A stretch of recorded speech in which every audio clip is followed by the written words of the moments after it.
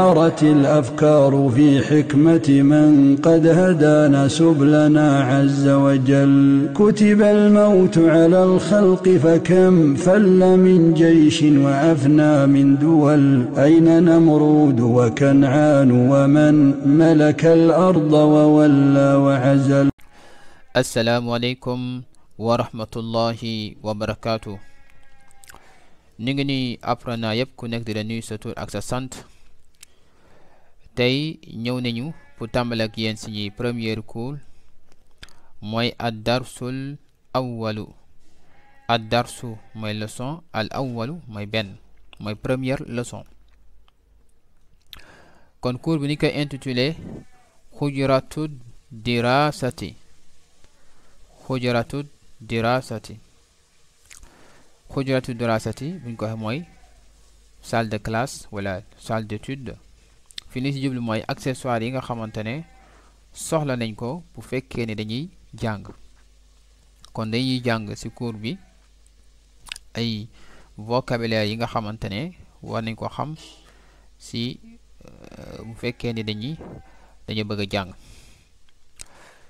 bi ci jiitu mooy kurrasatun. kurrasatun bu nga ko xam mooy cahier, mooy un cahier. kon tun la parce que fii amul article défini, amul al. bu nekkoon al la lay wax al kurrasatu, le cahier. bu ne kurrasatun donc dañ ko wax de manière générale mooy un cahier. donc kurrasatun mooy benn cahier. livre mooy lan? kitaabun mooy livre. al kitaabu mooy benn livre, mooy le livre. kitaabun mooy un livre. donc bu fekkee ni da nga bëgg a enchaîner ñaari mooy cahier ak livre, da nga naan un cahier un livre, da nga naan kurrasatun wa kitaabun. wa mooy ak benn cahier ak benn livre. bu fekkee ni crayon la wala bic la ñuy tuddee qalamun. qalamun. al qalamu mooy le stylo ou bien le bic. mistaratun mooy règle. mistaratun bu fekkee da nga bëgg enchaîner ñaari da nga naan qalamun wa mistaratun. benn bic ak benn règle. tey fii li am maq'adun. maq'adun mooy toogukaay. mooy toogukaay, fauteuil bu ñu toogee. maktabun mooy bureau, donc fauteuil. donc ak bureau buñ ko dem enchaîner da nga naan maq'adun wa maktabun. jàngalekat bi ñu ko tuddee mudarrisun. mooy jàngalekat mudarrisun. tableau bi ni nga tuddee saburatun. saburatun. jàngalekat bi ak tableau bi mooy mudarrisun wa saburatun. mooy jàngalekat bi ak tableau bi.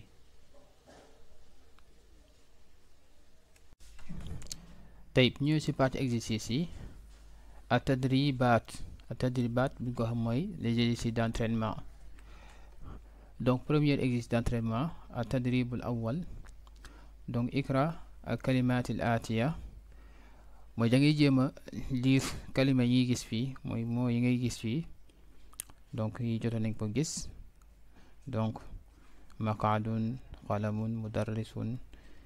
gannaaw buñ ko lire pare nga jéem a rappelé wu bu nekk signification, parce que loolu ma lay dimbali nga mën a retenir li nga xamante ne mooy nga mën a enrichir say vocabulaire.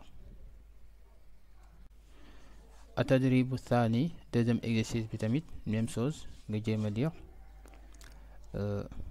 mooy yi ngi jot a gis ni li xam na ni koy lire lii ak bii. donc bi ni bind fi kitaabun boo gisee ni mot bi convenir na ak ci image bi nga gis ni nga retenir ko. bu fekkee ni convenirul nga xool ban moo ma gën a convenir ak image bi ngay gis nii. De même aussi nga xool bi tamit donc nga jëm ko lire après nga jéem a xool correspondance am.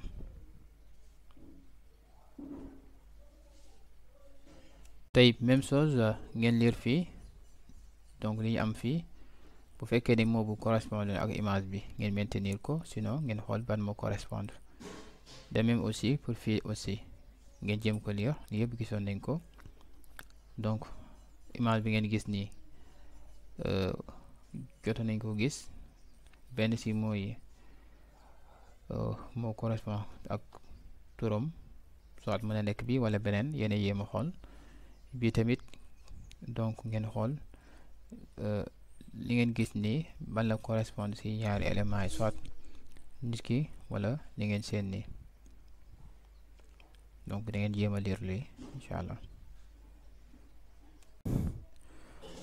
même chose aussi donc exercice bi ngeen xool, ngeen jéem a lire mots yi, jéem a xool bu fekkee ne bi correspond na avec dessin bi ngeen maintenir ko, sinon ngeen xool ban moom moo gën a correspondre fii.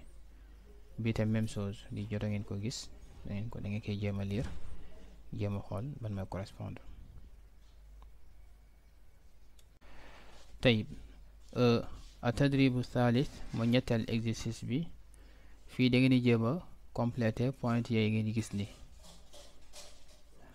ngeen jéem a compléter pointillés bi ngeen bind mooy image bi ngeen gis ni, ngeen xool ban moo nekk wum fii, bu si manqué ngeen mottali ko fii.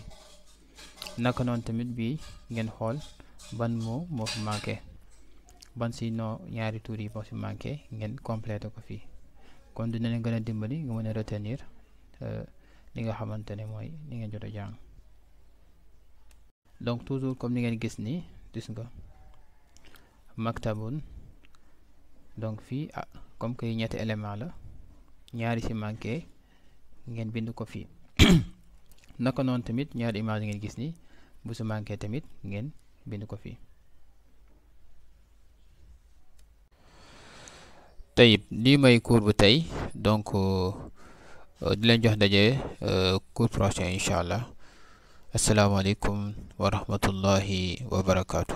دارت الأفكار في حكمة من قد هدانا سبلنا عز وجل كتب الموت على الخلق فكم فل من جيش وأفنى من دول أين نمرود وكنعان ومن ملك الأرض وولى وعزل أين عاد أين فرعون ومن رفع الأهرم من يسمع يخل أين من سادوا وشادوا وبنوا هلك الكل ولم تغن القلى